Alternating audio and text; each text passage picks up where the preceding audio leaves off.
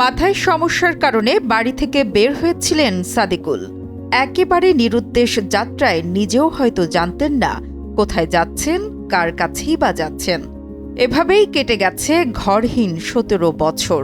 পরিবারের সদস্যরা সংসারের বড় ছেলেকে দিনের পর দিন খুঁজে খুঁজে যখন ক্লান্ত, তখনই ঘরের ছেলে ফিরে আসলো ঘরে। কিন্তু ততদিনে বদলে গেছে আদরের সন্তানের জীবনের গল্পটাই। নিখোঁজের 17 বছর পর দিনাজপুরের বীরগঞ্জ উপজেলার সাতর ইউনিয়নের দলুয়া গ্রামের সাদিকুল ইসলাম ফিরে এসেছেন তার পরিবারের কাছে। পরিবার ও স্বজনদের কাছে সাদিকুলের এই ফিরে আসা এক অবিশ্বাস্য স্বপ্নের মতো। তার নিখোঁজ হওয়ার গল্পটি যেমন বেদনাদায়ক, তেমনি ফিরে আসার ঘটনাটি আনন্দে ভাসাচ্ছে পরিবার সহ পুরো গ্রামবাসীকে। সাদিকুল ইসলাম আমার ছেলে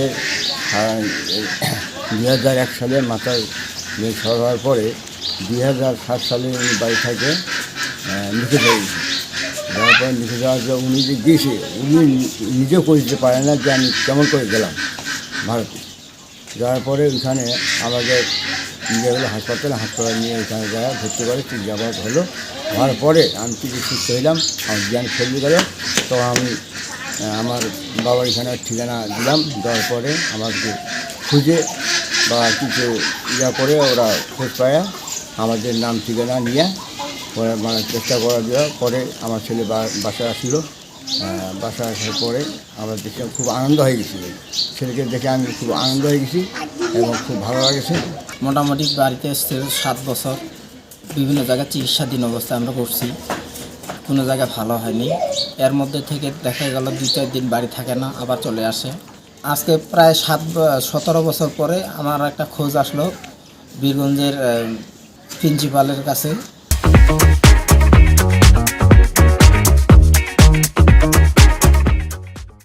দিনাজপুরের লয়ার ছিল ওনাকে, উনি আবার যোগাযোগ করে আমাদেরকে খুঁজে পায়। আমরা তখন খোঁজখবর নিয়ে দেখি যে বলে আসলে ঘটনা সত্য। আমরা সব কাগজপত্র দিয়ে যখন পাঠাই দিই, তখন ওরা বেনাপুল যশোরে পাঠাই দিল ওদের বিজিবি থেকে। আমরা আমাদের বিজিবি থেকে হস্তান্তর করে নিয়ে চলে আসছি। তো এখন আমরা বাড়িতে নিয়ে আসছি, আমাদেরকে অনেক ভালো লাগতেছে। 17 বছর পরে আমাদের বড় ভাইকে খুঁজে পাইছি। ভাই আছে, ভাতিজা সুস্থ, আমরা সুস্থ, সবাই খুশি, এখন আনন্দে সুখ জীবন যাপন করতেছে। জানা যায় 2007 সালে মানসিক অসুস্থতা নিয়ে বাড়ি থেকে নিখোঁজ হন সাদিকুল। পরিবারের সদস্যরা তাকে খুঁজে না পেয়ে বছর পেরিয়ে যুগ গুনেছে, কিন্তু কোনো খোঁজ মেলেনি।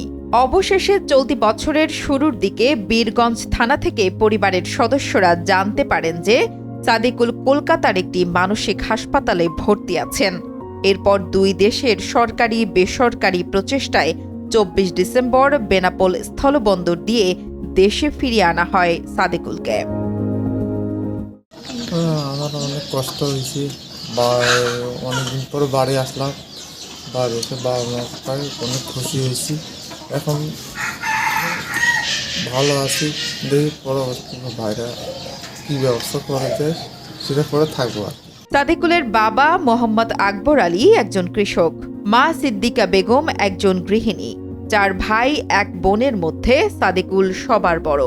ছোটবেলা থেকেই সংসারের কাজে বাবাকে সহযোগিতা করতেন। 4র্থ শ্রেণী পড়াশোনার পর তিনি পুরোপুরি কৃষিকাজে মনোযোগ দেন।